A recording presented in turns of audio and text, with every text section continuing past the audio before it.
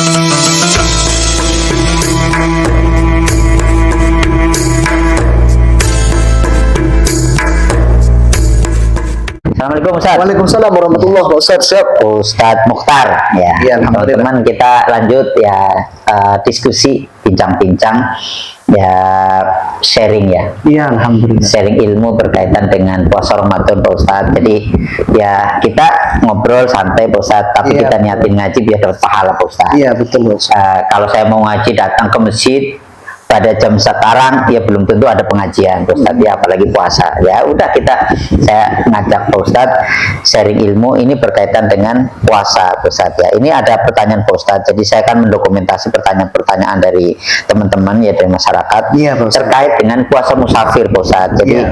apakah musafir boleh tidak berpuasa, atau musafir yang boleh tidak berpuasa itu yang seperti apa Pak Ustadz? Iya. Monggo Pak Ustadz. Baik, Ustaz. Yang pertama, idza lam yashukka idza lam yashukka lahu safar fakana tarkus shaum khilafal aula. Ada bahasa bahwa ketika tidak capek, tidak kelelahan gara-gara safar, gara-gara melakukan perjalanan, nggak capek sebetulnya, tapi karena tempuh ya, jarak tempuhnya itu sudah marhalatain atau 80 km, jadi udah boleh ya, udah termasuk yang boleh tinggalin puasa. Kemudian dia tinggalin, padahal nggak capek gitu, karena mungkin ya bayangin aja, jarak tempuhnya sekarang 80 km, nyampenya sejam karena pesawat, bisa jadi kan. Betul. Atau kereta api, nggak terlalu capek lah, nggak ada macet-macetnya. Kalau bis masih ada macetnya. Saya mudik ke Madura misalnya, saya dari Soekarno-Hatta ke Bandara Juanda kan, Surabaya, ya kalau itu kan nggak capek, Ustaz. Yeah. Nah, itu khilaful aula, Ustaz. Jadi ninggalin puasanya itu malah jadi khilaful aula. Bolehnya sih boleh, karena jarak tempuhnya udah memenuhi syarat gitu ya. Tapi khilaful aula.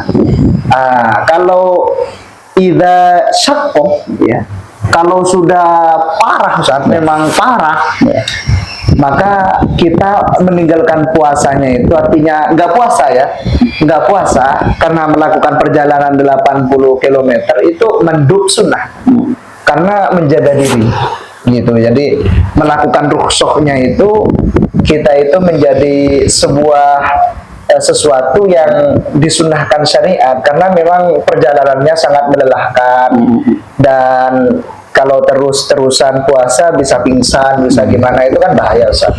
Jadi bolehnya sih boleh, tapi hukumnya berbeda.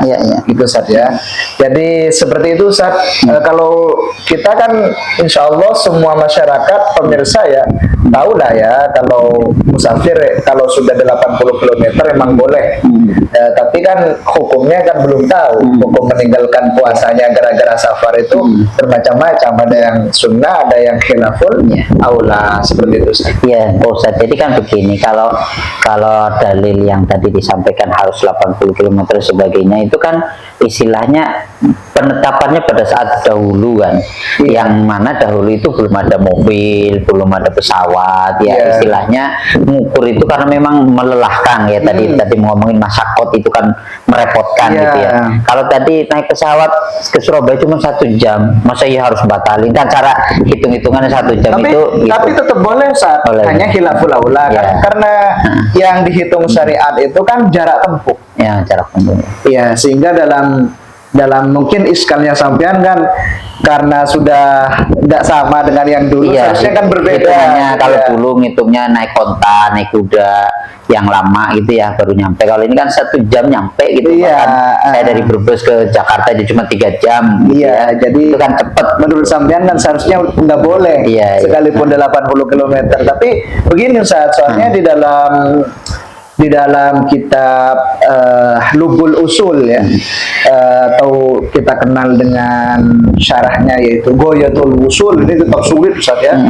Itu dijelaskan bahwa kenapa sih syariat memperbolehkan ketika sudah nyampe 80 km?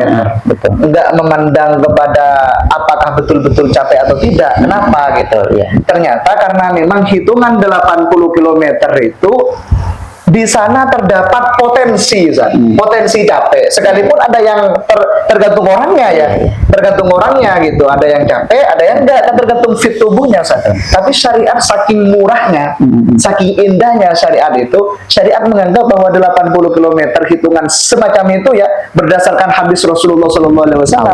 Jadi itu sudah menganggap itu sudah kayaknya potensi udah capek gitu, Ustaz. Sekalipun nanti jarak apa perjalanan pakai pesawat, tapi dengan jarak tempuh semacam itu ada potensi, tetap potensi itu ada nggak ada kan tetap berpotensi, Ustaz. Nah, jadi yang dihitung itu potensi lelahnya, bukan realitasnya itu melelahkan atau tidaknya, kan kembali ke fit tubuh gitu, Ustaz ya. Baik Ustaz, terima kasih Ustaz. Ya, ini pelajaran yang sangat luar biasa. Jadi ya yang pasti jangan meremehkan gitu ya. Artinya meremehkan itu gampangin ya. Kalau masih bisa jangan. Kalau bisa dijaga. Makanya khilaful aula, meninggal. Khilaful aula itu adalah di bawah makruh. Makanya ada wajib, ada sunnah, ada makruh ya, ada kemudian ada khilaful aula, ada haram. Nah, di situ ada azimah, ada rukhsah. Nah, di macam-macam hukum dalam usul fikih. Makanya jangan kita itu kalau bisa ya jangan makruh ya, jangan khilaful aula gitu. Kalau memang masih santai ya, panjenengan kan udah punya mobil kan ya, artinya bisa ngerasain lah perjalanan di dalam mobil pun itu enggak terlalu lelah, Ustaz. Gitu. Soalnya ada AC, ada ini, ada itu. Tapi gitu. meskipun enggak melelahkan, kondisi di dalam mobil juga bisa menyebabkan lelah. Contoh, mobilnya terlalu panas atau terlalu dingin juga sama, akhirnya badan cepat lapar juga itu. Jadi saya setuju, saya sepakat bahwa bukan hanya ngomongin jarak tempuhnya, tapi potensi untuk terjadinya orang capek itu memungkinkan sekali. Ustaz. Baik Ustaz, terima kasih Ustaz. Assalamualaikum. Waalaikumsalam warahmatullahi